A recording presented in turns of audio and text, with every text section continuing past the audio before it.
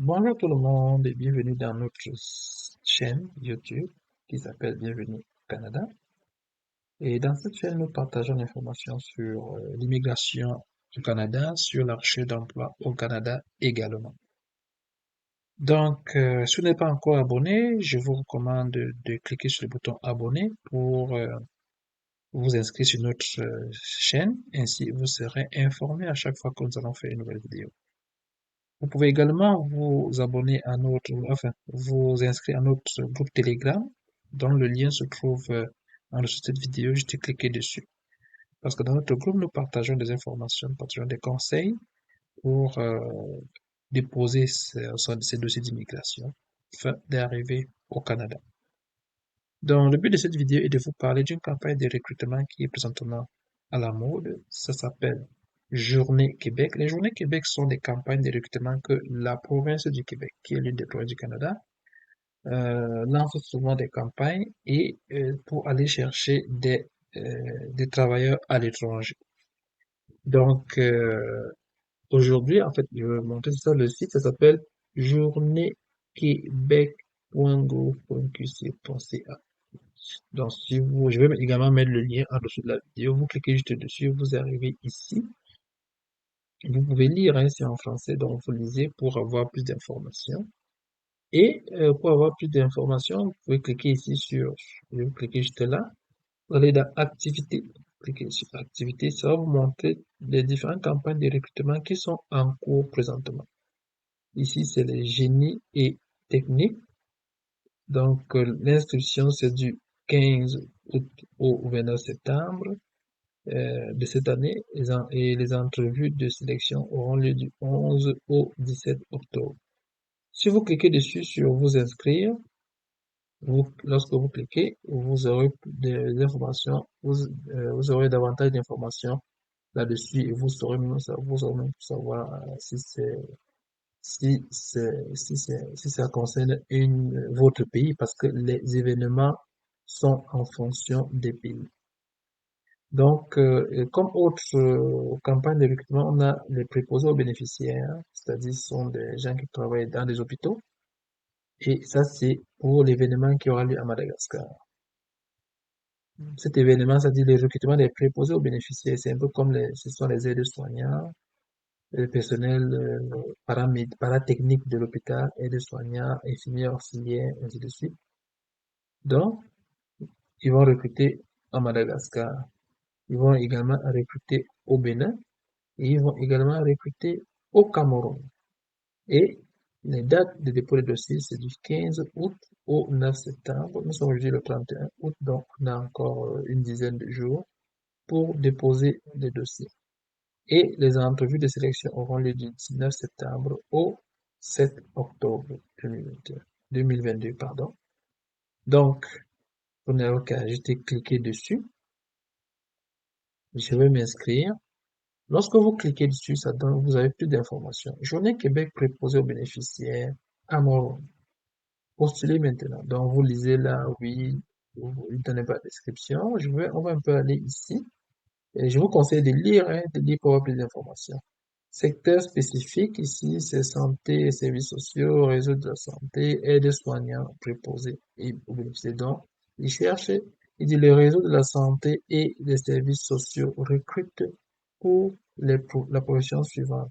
Aide-soignant préposé aux bénéficiaires parce que aide-soignant, l'équivalent de aide-soignant au Canada, c'est préposé aux bénéficiaires. Les dates importantes, comme nous l'avons vu tantôt, c'est du 15 au 9 septembre, 15 août au 9 septembre, et puis les rencontres, les, les entrevues auront lieu je pense que c'est en octobre. Comment consulter les offres d'emploi? Comment soumettre votre candidature? Vous cliquez là, vous allez lire comment soumettre la candidature. Ils disent un peu, utilisateur, si vous êtes un nouvel utilisateur, suivez les étapes pour créer votre compte, créer votre profil, complétez votre profil de compétences, inscrivez-vous à la mission Bénin Cameroun, indiquez votre date de disponibilité à l'entrevue, puis déposez en ligne votre candidature en français. Donc, c'est ça. Si on veut cliquez dessus. Si vous voulez postuler, vous n'avez qu'à cliquer sur postuler maintenant. Lorsque vous cliquez sur postuler maintenant, ça vous donne les détails de l'offre. Ici, voici les détails de l'offre, c'est préposé aux bénéficiaires, recrutement Santé Québec. Nombre de postes disponibles, c'est 250 postes. Donc, on va aller un peu plus en détail ici. Voici la description de l'offre. Je vous recommande vivement de bien lire la description de l'offre. Lisez-le et lisez surtout le rôle des préposés aux bénéficiaires qu'ils cherchent. Parce que ce sont des choses que vous, si vous êtes retenu, c'est ça. C'est ce qu'on attend de vous que vous fassiez. Et je vous recommande toujours que lorsque vous décrivez vos compétences dans votre CV, bien dans vos lettres de motivation, bien que ce soit à l'entrevue, il faut faire en sorte que dans vos compétences ressortent les compétences que l'employeur recherche.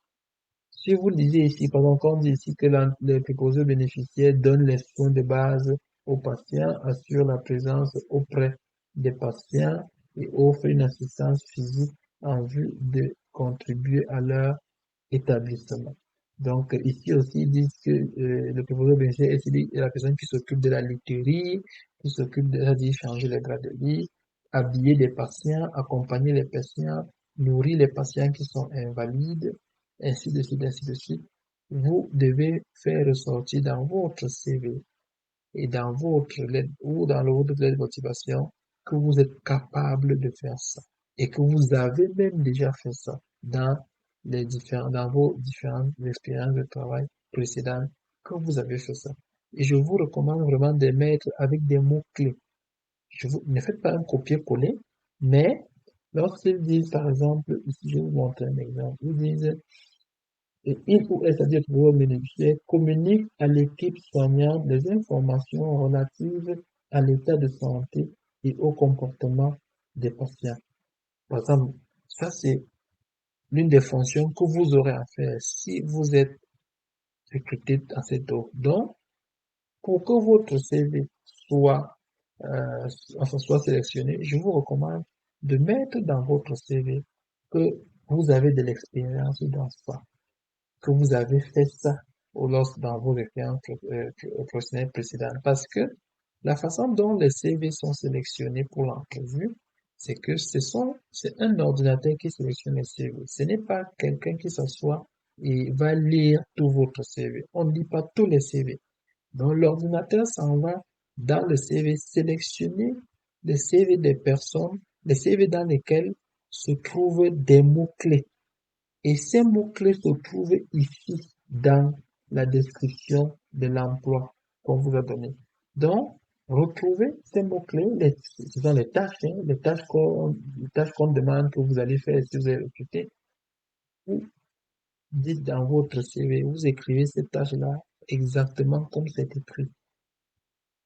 Exactement comme c'est écrit. Je vous demande pas de faire un copier-coller de tout le texte, mais rédigez là, vous mettez les tirets, vous dites que comment dire ici, communiquer à l'équipe les informations sur le comportement du patient. Vous écrivez que oui, dans mon expérience à tel hôpital, j'étais comme ça, je communiquais aux infirmiers et à l'équipe soignante les informations sur la telle santé du patient et le comportement du patient. On dit ici que le préposé bénéficiaire aide le patient à, à s'habiller et aide le patient à se dévêtir. Il aide le patient à prendre son bain, ou bien il donne même le bain à des patients qui sont invalides. Écrivez ça dans votre CV. Écrivez ça dans votre CV, que donnez le bain au patient, aider le patient à s'habiller, aider le patient à faire les lits, changer les draps.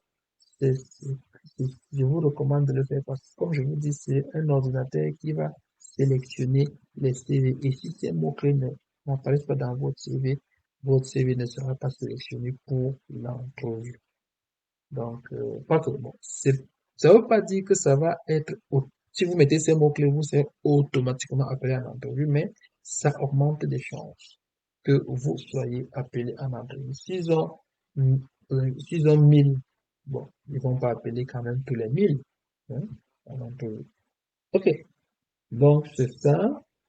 On va aller en bas ici, le salaire, voilà le salaire qui donne classification nationale des professions.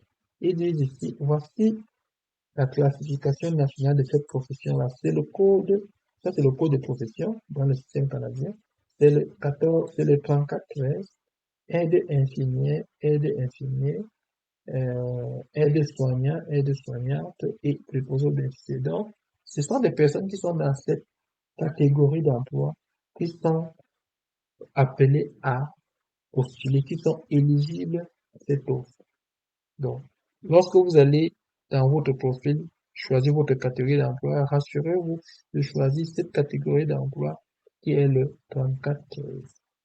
Bon, le français, peut-être avancé, ainsi de suite, ainsi de suite. Donc, c'est ça. Bon, après avoir pris connaissance de ceci, vous cliquez maintenant sur postuler. Lorsque vous postulez, si vous avez déjà un compte, vous vous connectez, vous mettez là votre compte, mot de passe, vous vous connectez. Si vous n'avez pas encore de compte, vous cliquez sur s'inscrire et vous créez un compte d'abord. Vous créez votre compte, vous mettez l'adresse courriel, mot de passe, confirmation, ainsi de suite. Puis, lorsque vous aurez créé votre compte, vous venez vous connecter. Une fois que vous êtes connecté, voici l'offre pour laquelle vous voulez postuler ici. Voici l'offre ici. On va aller ici. Lorsque vous vous connectez, vous devez d'abord remplir votre profil professionnel parce que si vous ne remplissez pas votre profil professionnel, c'est-à-dire ces différents onglets, vous ne serez même pas capable de vous inscrire à un événement et vous ne serez pas capable de voir les offres. Donc, vous devez compléter jusqu'à ce que ce soit mentionné ici. Votre profil de compétences est complété. Donc, ici, c'est information sur vous. Vous mettez là, vous remplissez, hein, vous remplissez. Profession. Ici, comme je vous disais, vous devez choisir le code de ce code de profession. Donc, pour choisir la profession ici, vous cliquez là ou là sur la loupe. Vous venez ici, vous écrivez, comme c'est des aides soignants, vous écrivez aide. Ou bien le code de profession, comme je vous ai dit, c'est 3413. Vous écrivez 3413. 3413. C'est bien ça, oui. 3413. Et puis vous faites chercher. Ça vous met ici le fait de cette profession-là. Aide infirmière, aide infirmière, aide soignante. Puis vous cliquez sur sélectionner. Non, je ne pourrais pas faire là, j'ai mal fait. On parle. 3413, 3413. Vous faites sur chercher. Ensuite, vous cliquez là-dessus. Avant de cliquer sur sélectionner. Quand vous le faites, il se place là. Donc, vous le faites pour ici. Ici, c'est pas obligatoire que vous remplissiez, mais en haut, c'est obligé. Là où il y a des astérisques, c'est obligé. Donc, là, je ne vais pas l'enregistrer parce que je ne vais pas le rajouter. Ensuite, on passe à expérience. Ici, à l'expérience, nombre d'années, vous mettez le nombre d'années d'expérience que vous avez et vous ajoutez l'employeur. Pour ajouter un employeur chez qui vous avez travaillé, vous cliquez ici. Le nom de l'employeur, vous le mettez là. La fonction que vous aviez chez cet employeur, vous le mettez là. La fonction, c'est aide-soignante. Date de début, date à laquelle vous avez commencé avec cet employeur. Date de fin, date à laquelle vous avez terminé. Si vous n'avez pas encore terminé et que vous êtes toujours en emploi, vous mettez la date du jour où vous êtes en train de postuler. C'est la date d'aujourd'hui. Puis, vous allez mettre ici principales tâches. Comme je vous ai dit, lorsque vous décrivez vos principales tâches, faites en sorte que vos principales tâches que vous décrivez ici sont en lien avec les tâches qui ont été décrites dans la description du poste. C'est ça qu'ils vont chercher. Vous les listez ici sous forme de tiret. Puis, vous cliquez sur enregistrer. Après ça, vous passez à formation. Si vous avez plusieurs employeurs, si vous avez travaillé à l'hôpital central, vous cliquez ici, vous mettez l'expérience de l'hôpital central. Lorsque vous avez terminé avec l'hôpital central, si vous avez travaillé dans une autre clinique, vous cliquez encore ici, ajouter. Vous ajoutez maintenant pour cette deuxième clinique. Si vous avez travaillé dans une autre troisième clinique, vous cliquez encore sur ajouter, vous ajoutez pour cette troisième clinique. Pour les formations, c'est la même chose. Vous cliquez ici, vous mettez formation. Ici, vous choisissez Diplôme d'études professionnelles. Voici ce que vous devez choisir ici. C'est ça qui correspond à votre niveau. Domaine de formation, vous écrivez votre domaine de formation, c'est aide-soignant. Ça, c'est parce que cette offre-ci, c'est pour les aides-soignants. Les infirmiers peuvent aussi postuler, mais les aides-soignants sont prioritaires. Établissement d'enseignement, vous écrivez l'établissement où vous avez obtenu votre diplôme. Et lieu de formation, c'est le pays dans lequel vous êtes. Puis, vous cliquez sur enregistrer. Puis, compétences linguistiques, vous complétez aussi les compétences linguistiques. Français, anglais, français c'est avancé. Est-ce que c'est intermédiaire? Est-ce que vous cliquez là? Voilà, aucune. Débutant, intermédiaire, avancé. Donc, vous choisissez ce qui correspond le mieux à vos connaissances en français. Même chose pour les connaissances en anglais. Ensuite, vous passez à curriculum vitae. Pour le curriculum vitae, ici, curriculum vitae et lettre de présentation, vous allez tout simplement euh, mettre votre curriculum vitae et l'attestation du diplôme. Votre curriculum vitae et votre attestation de diplôme. Puis, une fois que c'est terminé, vous allez recevoir ce message et votre profil de compétences est complété. Et à ce moment, vous pourrez vous inscrire aux différents événements. L'événement qui est en vogue présentement, il y a l'événement pour le Cameroun. On a aussi l'événement pour le Bénin. C'est un événement, enfin, une campagne de recrutement pour le Bénin que voici.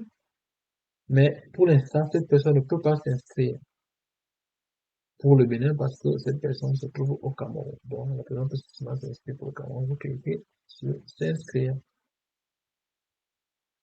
Et puis, c'est en train de vous inscrire. Vous voyez les différentes offres. Donc, c'est lorsque votre CV tout est correct que vous allez cliquer sur inscrire. Et lorsque vous cliquez sur inscrire, vous avez déjà appliqué aux différentes offres. Ainsi de suite. Donc, c'est tout. C'est tout ce que je voulais vous présenter aujourd'hui. Donc, je vous recommande d'appliquer, appliquer pour les personnes qui sont aides-soignants. Et c'est très intéressant pour les personnes qui sont aides-soignants.